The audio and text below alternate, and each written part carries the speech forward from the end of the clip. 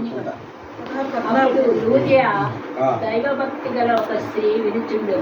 దేవుని స్తోత్రం. ఆగం చాలా చిన్న ప్రార్థన చేసుకుందాం. పరిశుద్ధుడా, ప్రేమ కలిగిన మా యేసయ్య, సర్వాధికారి అయిన దేవానికి స్తోత్రమయ్యా.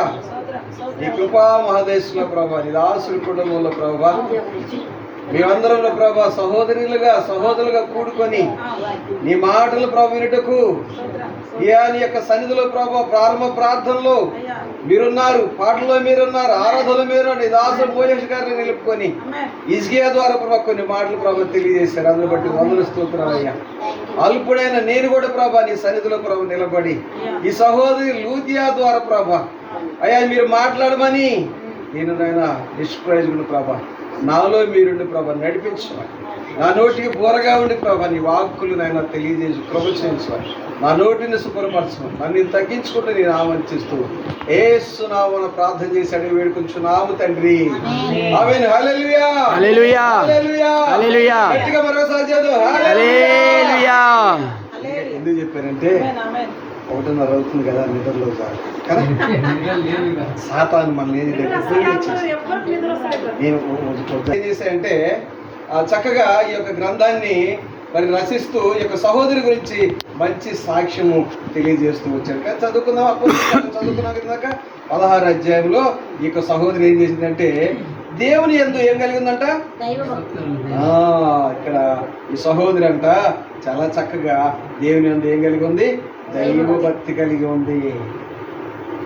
మనం అనుకుంటాం నన్ను సాతాను ఏం చేయదు, నేను ప్రార్థన చేస్తాను.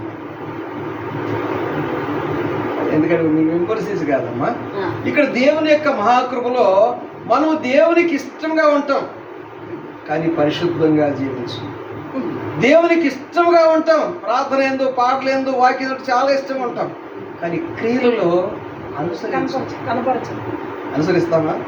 గుండెల మీద ధైర్యం చేసి చెప్పండి, నేను అనుసరిస్తానని గుండెల మీద చేసి చెప్పండి. నేను కూడా చెప్పలేదు. ఒక సందర్భంలో మనం పడిపోతాం, ఒక సందర్భంలో మనకి చూడండి, ఇక్కడ మన కుటుంబాల్లో ఆ సాతాను మనల్ని పతనం చేయడానికి, మనం పడగొడటానికి చాలా ప్రయత్నం చేసేది. కాబట్టి మనం ఏంటంటే మనము ఆ సాతాను క్రియలు జయించడానికి ఏంటంటే విసుకక నిత్యము ఎలా చేయాలమ్మ ప్రార్థన? అమ్మ ఎలా చేయాలి? కొద్దిసేపు చేస్తేనే ఇవాళ నా యొక్క ప్రేరణ ఉపవాసం ఉంది. నేను రోజంటే ఇలా చక్కగా 1 గంట వరకు బైబిల్ క్లాస్ ఉంది నాకు. తర్వాత 1 గంట నుంచి 2 స్థితిగతులు మార్చయ్యా.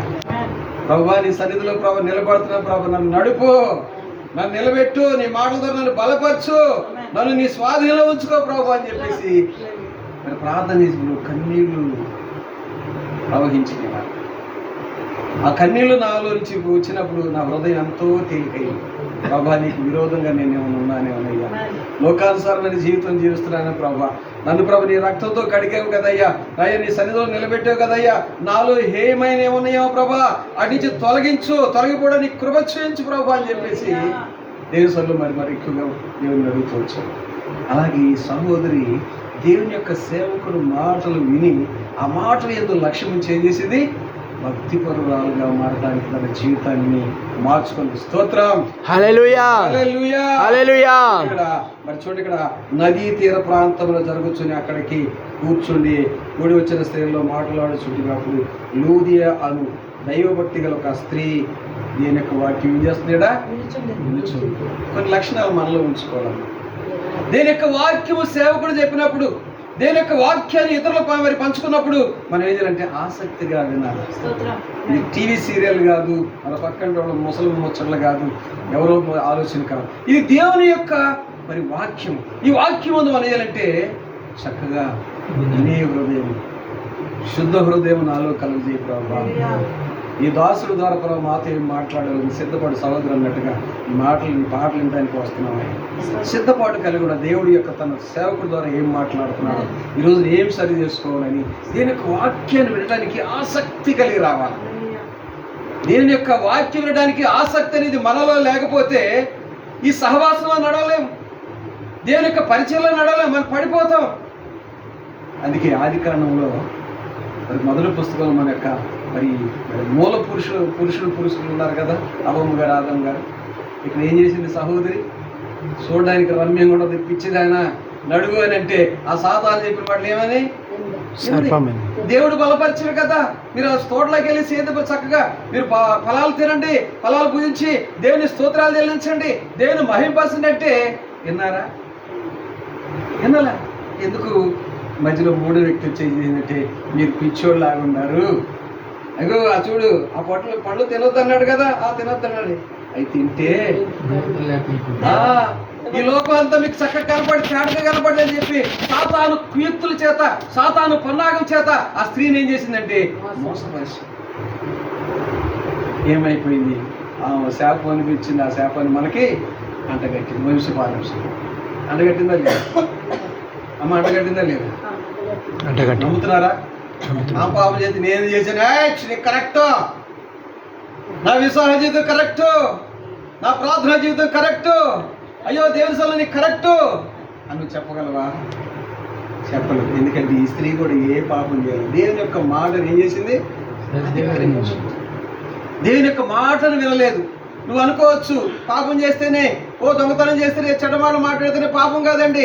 దేవుని యొక్క వాక్యాన్ని ధిక్కరిస్తే, దేవుని యొక్క సన్నిధిలో ప్రార్థన చేయకపోవడం, దేవుని సన్నిధిలో ఆరాధన చేయకపోవడం కూడా ఆజ్ఞ అతిక్రమమే. దేవుని స్తోత్రం. హల్లెలూయా. ఈ రాత్రికాల సమయంలో ప్రభు చూడండి, ఇక్కడ ఈ సహోదరి తన సేవకుడు చెప్పిన మాటలు లక్ష్యం ఉంచి విన్న ఆ మాటలు ఏం చేస్తుంటే తన హృదయంలో తలపోసుకుంది. ఆ మాటలు ఈ యొక్క సహోదరి చేస్తుంటే దేవుని యొక్క సన్నిధిలో భక్తిపూర్వకాలుగా తీర్చిదిద్దింది. స్తోత్రం. హల్లెలూయా. హల్లెలూయా.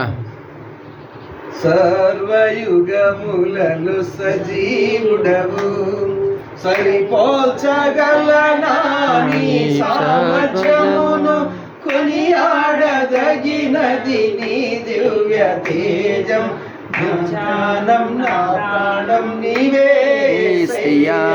సరిపోల్చగలనా నీ సామర్థ్యమును, కొనియాడదగినది నీ దివ్య తేజం, నా ధ్యానం నా ప్రాణం నీవే యేసయ్యా. హల్లెలూయా. మనం ఎలా ఉండాలంట? మన ప్రాణము, మన ధ్యానము ఎవరై ఉండాలి? ఆయనై ఉండాలి. దేవునికి మహిమ కలుగును గాక. హల్లెలూయా. ఈ రాత్రి కాల సమయంలో వాక్యం వింటున్నా ఓ ప్రియ సహోదరి సహోదరులారా, దేవుని యొక్క వాక్యం వింటే దైవభక్తురాలు, దేవుని యొక్క సేవకురాలు, దేవుని యొక్క మహిమను ధరించుకుంది, దేవుని యొక్క బిడ్డలు వీళ్ళు దేవుని యొక్క స్వరూపం ధరించుకున్నారు అని దేవుని యొక్క సన్నిధిలో ప్రార్థనకి వెళ్తున్న నువ్వు, విశ్వాసమైన నువ్వు, నీ గురించి ఇతరులు ఏం చెప్పుకోవాలా? నీ గురించి వాళ్ళు చెప్పుకునే వాళ్ళకు ఉండాలా, వీళ్ళు దేవుని బిడ్డలు, వీళ్ళు జోలికి వెళ్ళదు మనము అని సాక్ష్యం కలిగి ప్రభు జీవించాలని చెప్పేసి చక్కని మాట చదువుతాం. దేవుని యొక్క సన్నిధిలో ఇంకో మాట చదువుకుందాం. ఈ రీతిగా ఈ యొక్క మాట ఇక్కడ వరకు కాకుండా మళ్ళీ వద్దాం. మరి దేవుని యొక్క యోహాను సువార్త 5వ అధ్యాయంలో మరి 2వ వచనంలో చక్కని మాట ఉంది. ఒక వ్యక్తి ఉన్నాడు ఈడ.